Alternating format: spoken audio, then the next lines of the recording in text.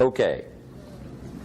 Now, if you're excited and you're ready to change, let me give you 3 steps to start life change that can change your life, your personality, your lifestyle. Everything can change.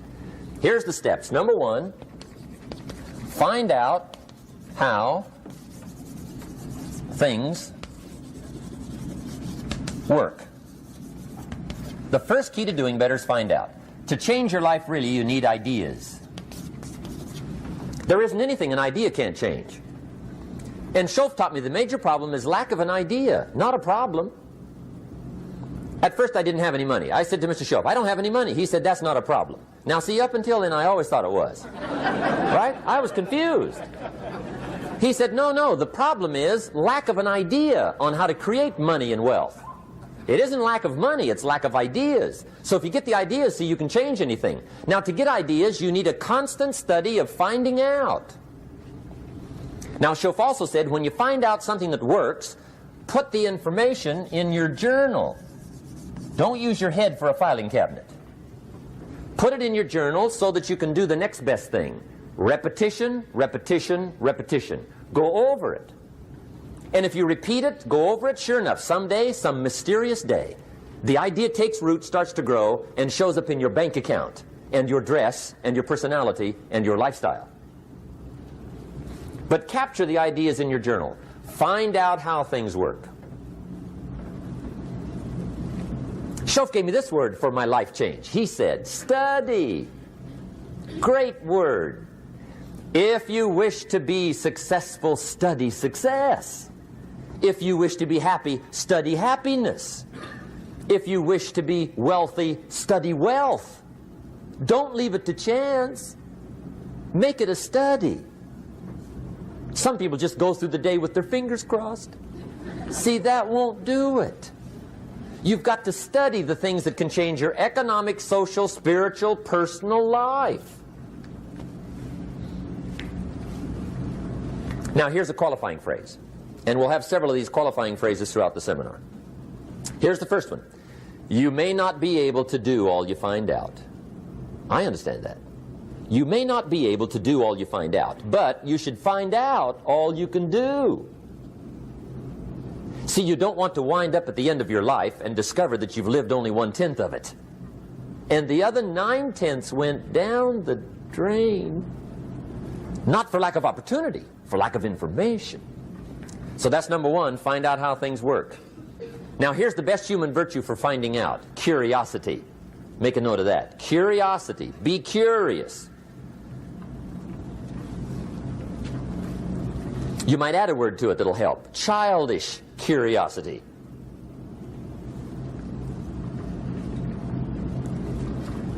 What will kids do if they want to know something bad enough? Bug you. That's the phrase. They can ask 1,000 questions. You think they're through? They got another 1,000. They'll drive you to the brink. It's a virtue. When you gotta know, be like a child. In fact, Jesus, the master teacher, said, unless you can become like little children, you might as well forget it. You don't have a prayer. Excellent advice. You gotta be like children. 4 ways, in my opinion, to be like a child. Number 1 is curiosity, and number 2 is excitement. Get excited like a child over your ability to make yourself do anything for change. 3rd is faith. Have faith like a child. Adults are too skeptical. And 4th is trust. Trust is a childish virtue, but the rewards are incredible. So be like a child. Now, if you're curious, let me give you 3 ways to find out how to change anything. Any life direction, any dimension. Here's 3 ways to find out how to change anything. Number 1 is to read. Become a good reader. All of the successful people I know and work with around the world, they're all good readers. Curiosity drives them to read. They got to know. They just read.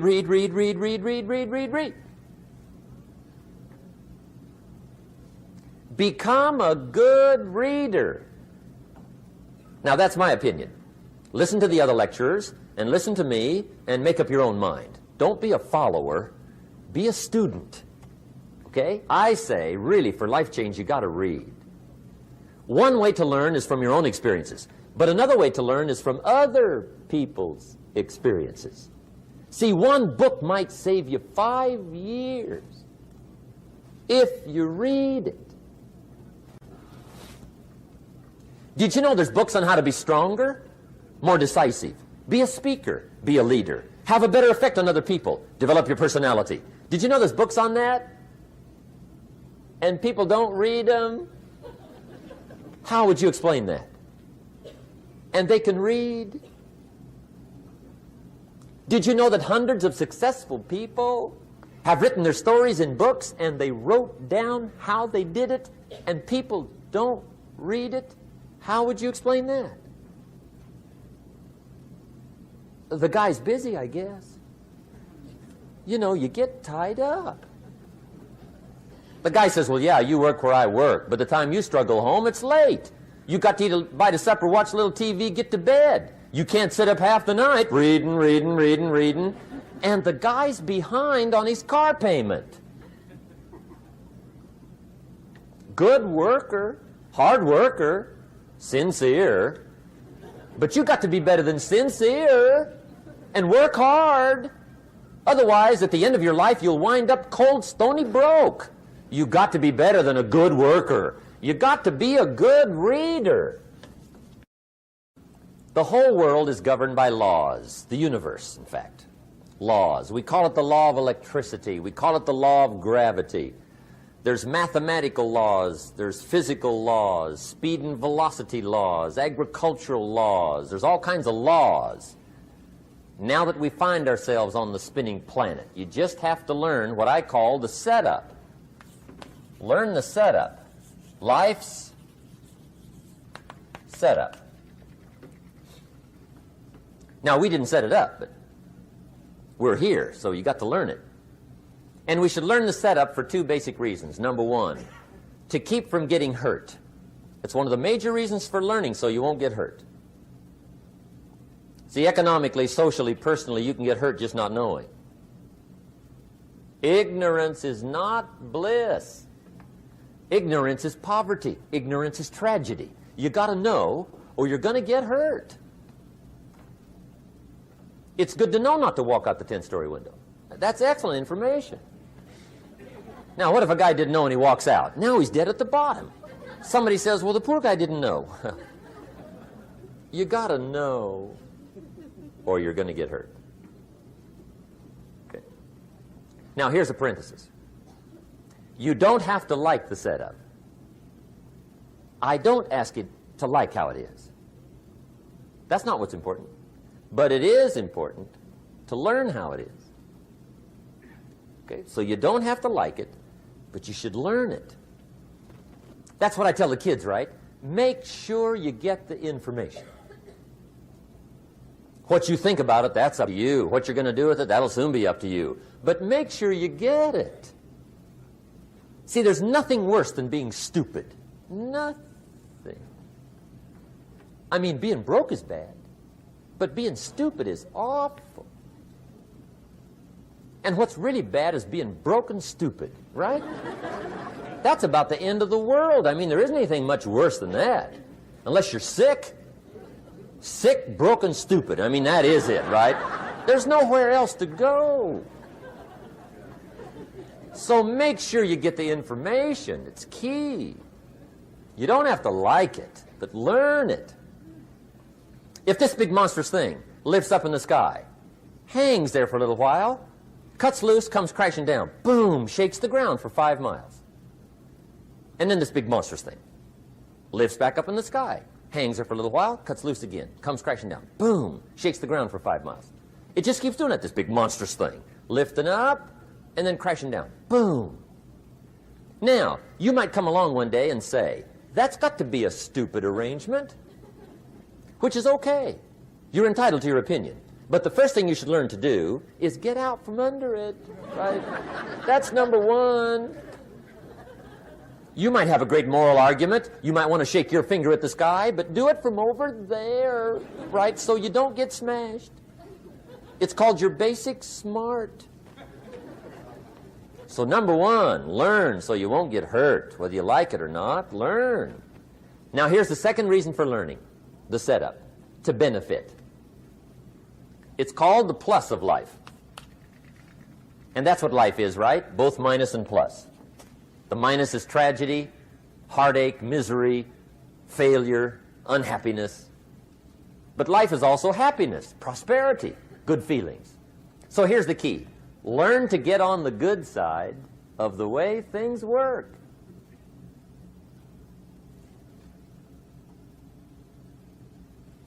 Now here's two of the basic laws, and we'll take our break.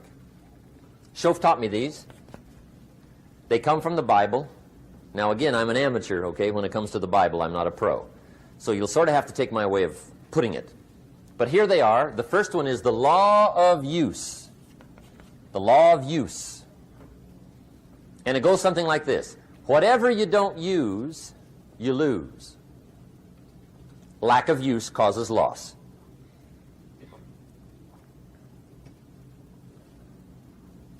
On this planet, maybe not the next one, but on this one, if you tie your arm to your body, leave it there long enough, you'll never use it again. It's over for the arm. Now, it may not be over, but it's over for the arm. The only way to keep the use of this arm is what? Keep using it. If you quit, you lose automatically. They don't bring it up for a vote. You lose automatically when you quit. Now, the same thing that goes for your arm goes for your brain, mentality. The same thing goes for all the human virtues. Ambition, unused, declines. Strong feelings, unused, diminish. It doesn't grow, it diminishes. Faith, unused, decreases. It's a law. Vitality, unused, diminishes. Energy, unused, decreases. The guy says, well, I'm going to save up my energy. You can't do that. That's like trying to save today, put it on the end of the year. See, you can't do that. They'll come take you away. If you don't use today, what? It's lost. The guy says, well, I'll work twice as hard tomorrow to make up for it. See, that's foolish. You could have done that anyway. Today, unused is lost. A talent unused is lost. An ability unused is lost. So here's one of the key expressions of the evening. Take a new inventory of yourself. Starting tomorrow, new project. Take a new inventory. And make sure that all of your talent and ability and mentality and ingenuity and vitality and strong feelings, faith, courage, make sure that all you've got's being used. Otherwise, you lose. Now, one of the best illustrations of the law of use is a Bible story called the Parable of the Talents. The talent story. Interesting story if you haven't read it in a while. Just review it. It's a good story. An ancient story. It says there was a master with 3 servants. He got them together one day, and he said to the 3, I've got these talents. And in those ancient days, a talent was a measure of gold. And he said to the 3 servants, take these talents and see what you can do with them while I'm gone. He said, I'm taking a journey and I'll be gone for a while. When I come back, we'll get together, go over the book, see how you did. He said, here's 5 of these talents for you. 5. Here's 2 of them for you. 2. And here's 1 for you. 1. The master said, take those talents, see what you can do with them. When I come back, we'll get together, we'll go over it all. The servant said, okay, master takes off. According to the ancient story, the master comes back from his trip. When he gets back, he gets the 3 servants together, and as he said he would, he asks, how did it go with those talents? You were 5. What happened? That servant said, well, I took the 5 talents you gave me, and I put them to work. A little shaky at first, but he said things finally got rolling, and he said, I poured it on. And he said, my talents grew to 7, 8, 9, 10. He said, I doubled my talents from 5 to 10. Books will show. Master said, one heck of a job. Or something like that.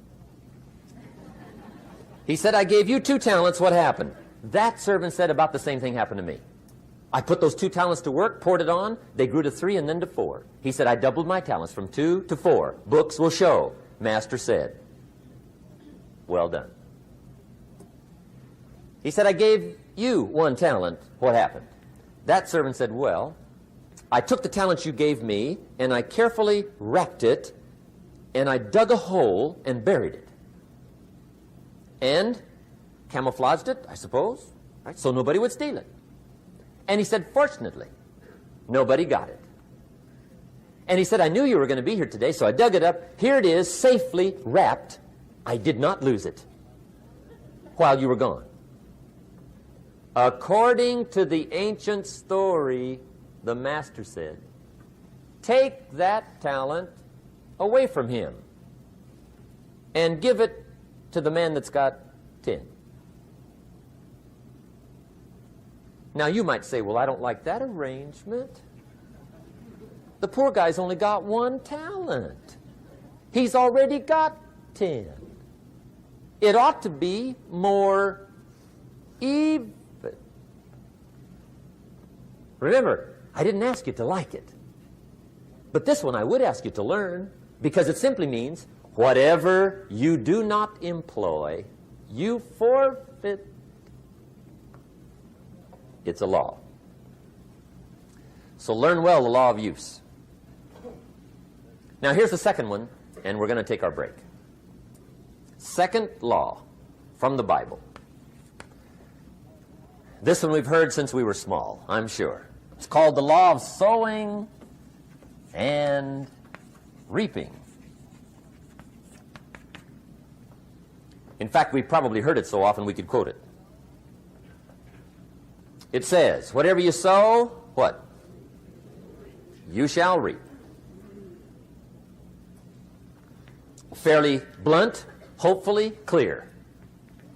Here's my first suggestion on the law of sowing and reaping. Don't try to beat it. You might as well try sitting on the sun in the morning. Keep it from coming up. You'll have better luck. Whatever you sow, you reap. Now, for a fair share of my life, I'm a bit mixed up on how all this applies. Among a lot of things I was mixed up on. I knew I wasn't reaping too good. That I understood. My problem was I was confused about what was causing it. Remember me with the funny list? I thought those are the reasons why it isn't working out well. And then Mr. Schoaf gave me the clue that helped me figure it all out. He said, Mr. Rohn, I have another answer for you. There's another way to quote this law that'll show you where the problem is so you can go to work on it right away. All you need to know is where the problem is. Then you can go to work on it. So he quoted me the law another way, and I found out what my problem was. Here's the way you quote the law. Whatever you reap is what you've sown. Now I knew what my problem was. Whatever you reap is what you've sown. If you don't like the crop, who do you look up? Answer, whoever planted it. And where do you find who planted your crop? Answer, in the mirror. What I finally learned to do come fall was to go to the mirror. That's where you go. And if necessary, you say, a few skinny carrots? I got to be unimpressed. Where were you last spring? Asleep. Didn't you read the books? Did you break your hoe? Let me give you 7 key points to the law of sowing and reaping. Let's tick right down through the list of 7, and it'll be break time. 7 points to sowing and reaping. Here's part of the philosophy that really helped me to make some changes in life direction. Number 1, the law of sowing and reaping is negative. That's number 1, which simply means if you sow bad, you reap bad. Now, this is kind of 3rd grade, but it doesn't hurt to go over the basics. If you plant thistle seeds, you don't get pumpkins. Honest, no use looking for pumpkins. John says, how come no pumpkins? Come on, John. The law's negative. That's how come.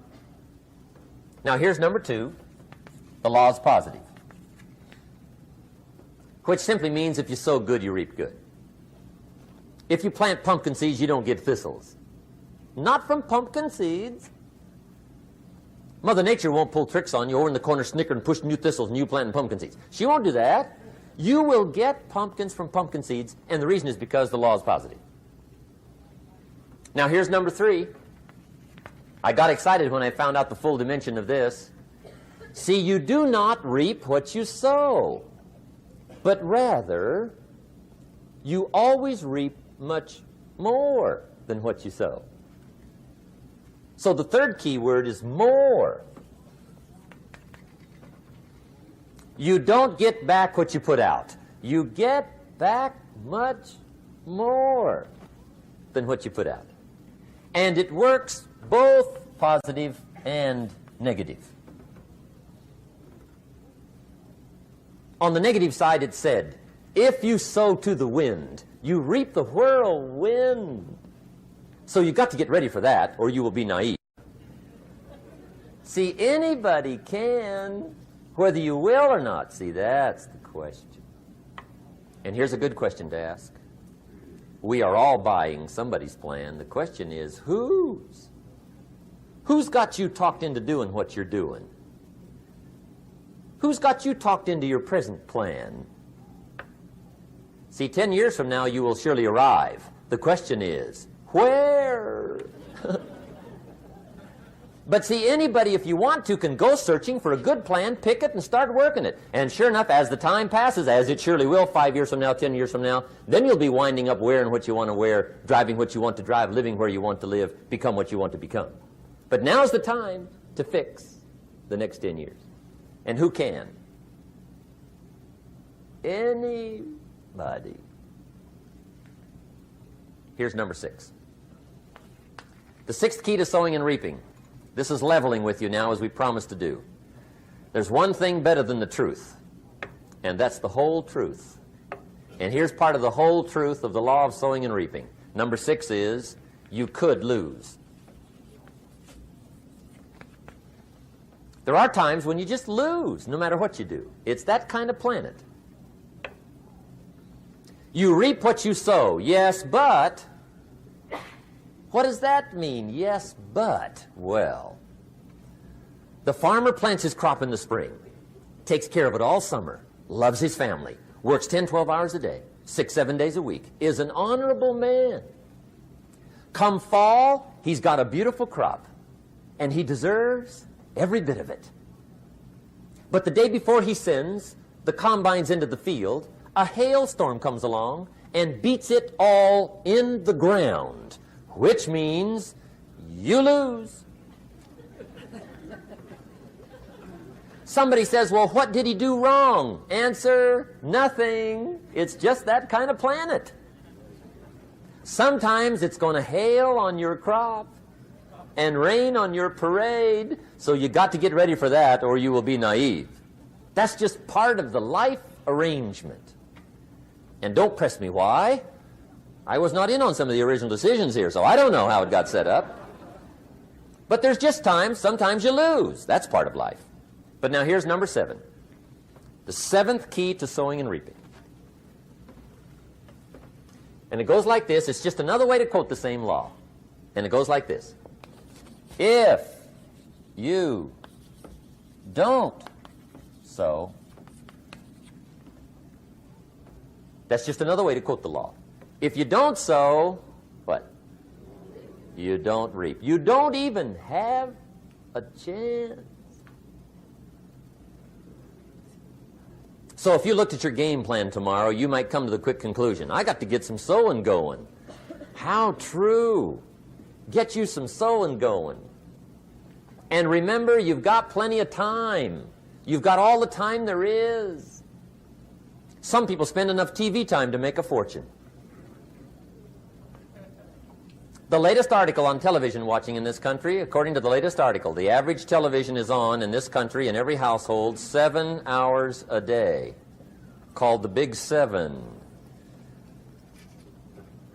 I asked a guy one time what his TV cost. He said about $450. I said, you forgot to look at the price tag. He said, what do you mean? I knew he was a TV watcher. I said, that television costs you, in my opinion, at least $12,000 a year. To watch it, not to own it. Owning it's cheap. Watching it is what's expensive. And I said, hey, $12,000 a year is too much to pay to watch TV. That's too much. Pay a little, but not $12,000. And he's the guy that said, I hope pay TV never comes.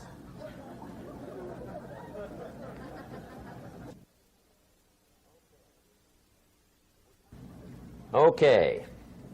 We're trying to cover an awful lot tonight, I realize that. But my time schedule is such that we just have to sort of give it all to you and let you sort the rest out. I wish we had plenty of time for questions and answers and that whole thing, but our time is just limited. But we are trying to go through an awful lot, I realize that. But looks like everybody's getting it. This is about the note-takingest crowd I've seen in a long time. Incredible. Does anybody have 5 pages yet?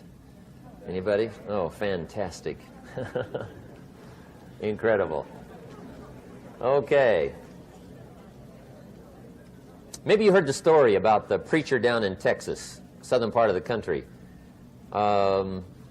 He was an evangelist back in the horse and buggy days. And he was very good at being an evangelist, and a lot of people used to come and hear him preach.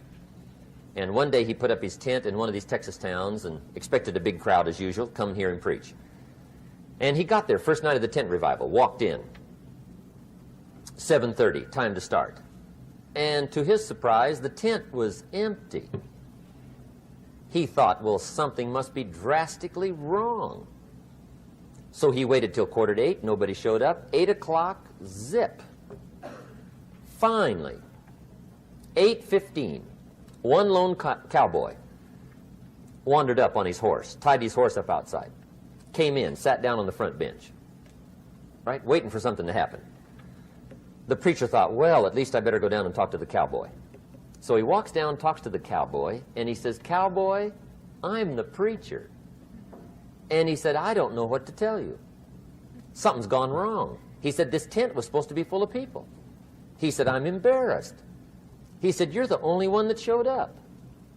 And he said, I really don't know what to do. And the cowboy said, well, I'm not a preacher, so I really can't tell you what to do. You know, he said, I'm just a cowboy. But he said, I know this, if I went out to feed my cattle and only one showed up, I'd at least feed it. The preacher thought, hey, the cowboy is right. If you've got a good idea to share, you should share it, if there's 1 or 1,000. So he got kind of inspired by this conversation, and he jumped up on the platform and started to preach, as if the tent was full of people, just exploded. And he went for an hour and 15 minutes, just kept rolling. Finally, he quit. And when he finished, he came down off the platform, talked to the cowboy again. Says, well, cowboy, what did you think of my sermon? And the cowboy said, well, I'm not a preacher, so I really can't tell. You know, he said, I'm just a cowboy. But he said, I know this. If I went out to feed my cattle and only one showed up, I'd feed it, but I wouldn't dump the whole load on it.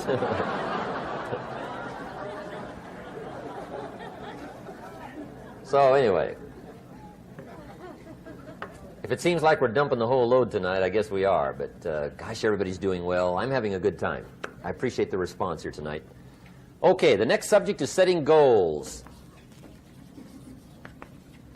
Let me show you what turned my life every way but loose. Mr. Schoaf dropped this idea on me, changed me completely.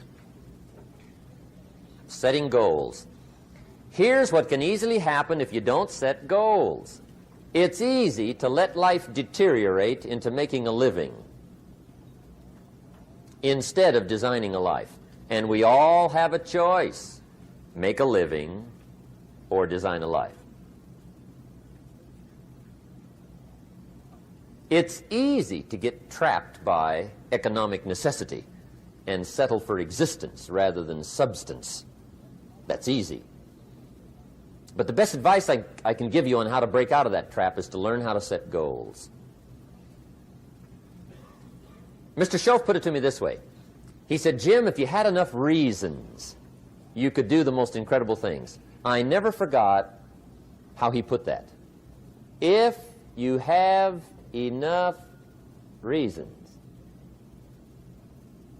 See, reasons will change your whole life. Mr. Shove said to me, he said, Mr. Rohn, I think you've got plenty of intelligence, you've got plenty of talent, you've got plenty of ability. Probably what you lack is plenty of reasons.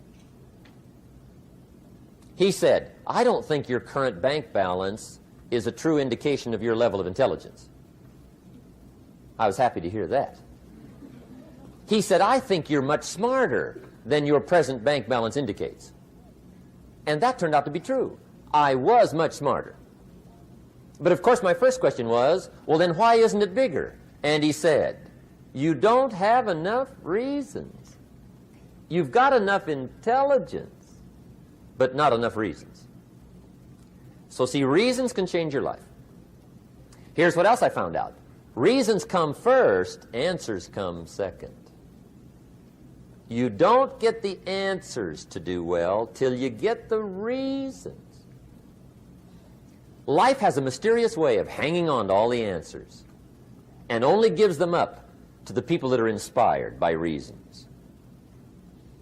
So reasons make the difference in how your life works out. Now, what are some of the reasons for doing well? Let's go through a quick list called Reasons for Doing Well. First is personal reasons. Some people do well for recognition. Some people do well for respect. Some people do well for the way it makes them feel.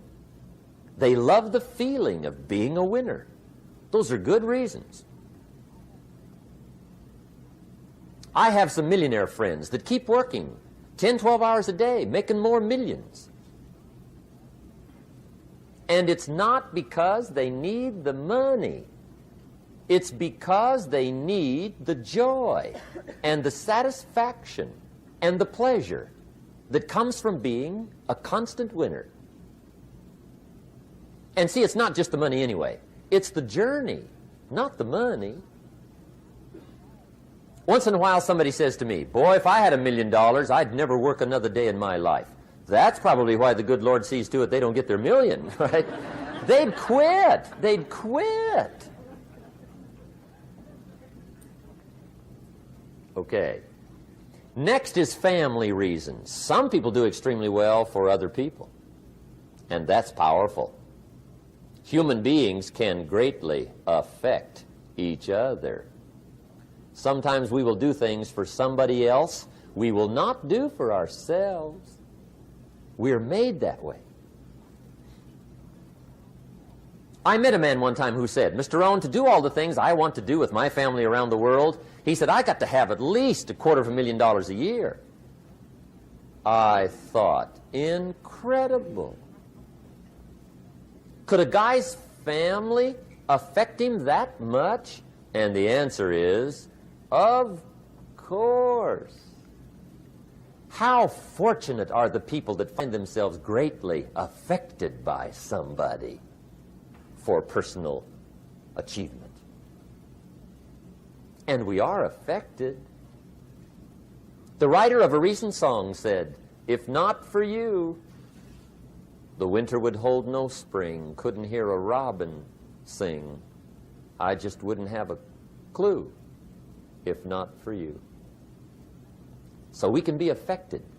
That might be one of the most stimulating reasons to do well, finding somebody. When Andrew Carnegie died, the wee little Scotsman that built the big steel industry, when he died, they opened up his desk, and in one of the desk drawers, they found a slip of paper. On that piece of paper, Mr. Carnegie had written his goal for his life, and he wrote it when he was in his 20s. And on that piece of paper, it said, I'm going to spend the first half of my life accumulating money. I'm going to spend the last half of my life giving it all away. What a goal. He got so inspired by that goal that the first half of his life, he accumulated $450 million. And the last half of his life, he gave it all away. Good question tonight. What's got you turned on? What's got you bombed out of sight to get up early and stay up late and hit it all day? Next question. What's got you turned off? When I found the answers to those two questions, my life exploded into change. I finally found out what had me turned off, and I got that cured. And then I got me a long enough list of reasons to turn me on. And once the lights went on for me, age 25, they've never gone out. I've fallen out of the sky a few times, but I've never lost that drive to make something unique out of my life. See, reasons altered my whole life. Now, there's another list of reasons called nitty-gritty. Hard little reasons. Sometimes those little reasons are the most powerful reasons that can change your life. Sometimes it doesn't take much. I now carry several $100s in my money clip. It's only a few $100s, but it was one of those reasons turned my life around. Just before I met Mr. Schoaf, I heard a knock at the door. I go to the door, and there's a little girl standing there about this tall selling Girl Scout cookies. And she gave me one of the finest sales presentations I've ever heard. Special deal, several flavors, this whole package of stuff, $2. And with a big smile, she very politely asked me to buy. And I wanted to. Big problem. I'm broke. I don't have $2. And to this day, I can remember the pain and the embarrassment. I'm a father. I'm a husband. I've been to college. I'm working. I'm 25. I don't have $2. And I didn't want to tell her that for some reason. So I did what I thought was next best.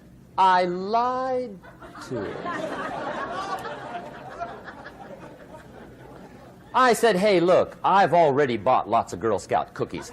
I've still got plenty stacked in the house, which was not true. But it seemed to get me off the hook for the moment. She said, well, gosh, that's wonderful. Thank you very much. And she went away. When she left, I closed the door, and that was the day I said to myself, I don't want to live like this anymore. I've had it with lying, and I've had it with being broke. I'm never going to let this happen to me ever again. I promised that day I would work as hard as possible and would always carry plenty. It took me a little while, but now I do. It was one of those reasons. And I guess I carry plenty for two reasons. One is the way it makes me feel, but also in case I bump into another Girl Scout selling cookies. Right? I'm ready.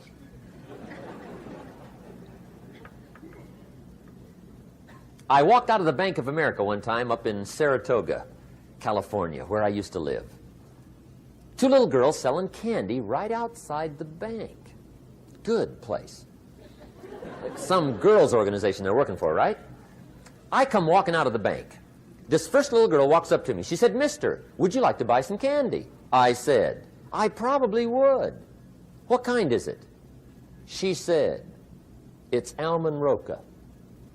I said, my gosh, that's my favorite. She said, wonderful. I said, how much is it? She said, it's just $2. I thought, incredible. I said, how many boxes of that candy have you got? She said, 5. And her little friend was standing there. She was selling candy too. I said, how many boxes have you got? She said, I've got 4. I said, that's 9. I'll take them all. They said, really? I said, yeah, it's my favorite. I've got some friends. I'll pass them around. They got so excited, put all this candy together. I reached in my pocket, gave them the $18. When I've got the candy and they've got the money, that first little girl looks up at me. She says, Mister, You are really something. How about that? Can you imagine only spending $18 and have somebody look at you in the face and say, you are really something? Now you know why I carry heavy, right? I'm not going to miss any more.